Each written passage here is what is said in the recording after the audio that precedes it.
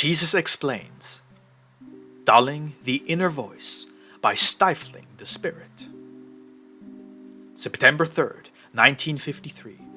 Message 5760 from Jesus through Bertha Dudde. Spoken by Pascal. You should not resist the spirit if it wants to express itself, and it wants to speak if you are inwardly urged to entertain spiritual thoughts. If your thoughts keep occupying themselves with what does not concern your body, but the soul. If you have to think of death, of a continuation of life after death, of God, of your responsibility towards Him, of your own shortcomings, of mistakes and weaknesses, which you yourselves experience as such, and which cause you to feel inwardly dissatisfied and anxious. All these are expressions of the spirit in you, which would like its voice to be heard, which demands your attention regarding all these things, as they alone are of importance for eternity.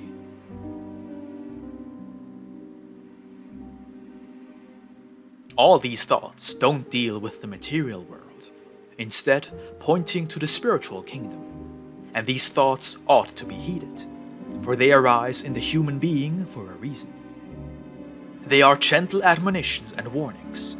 It is the inner voice which is just not recognized by a person as a voice, and which tells him the same, that the person should take stock of himself, and not live indifferently, that he should not merely live an earthly life, because thereby he inflicts an indescribable damage to his soul.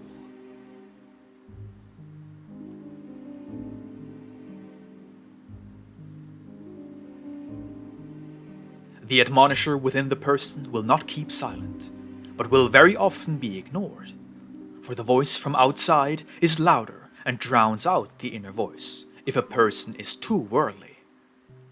Then he will become insensitive to the subtle voice resounding within him.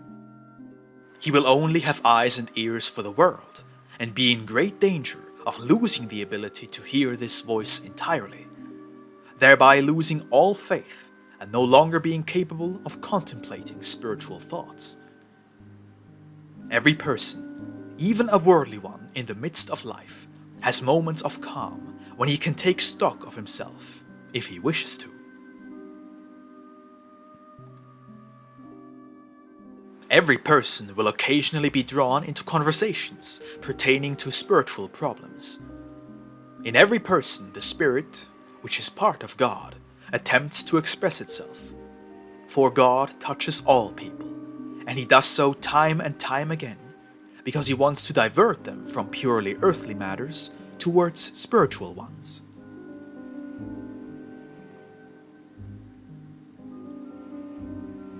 Yet anyone who resists the Spirit, who pushes all such thoughts away, who remains unreceptive to all instructions from within, prevents the working of the inner spirit, at his own peril.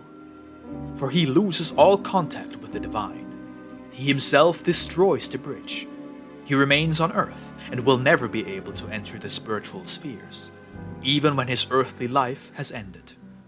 For his soul is so inclined towards the material that it will be unable to leave the earthly sphere. It is hardened, just like matter, which occupied all its thoughts and intentions during its earthly life. And for this soul, the path will be an infinitely long one before it reaches the spiritual spheres. For it is considerably more arduous to travel than on earth.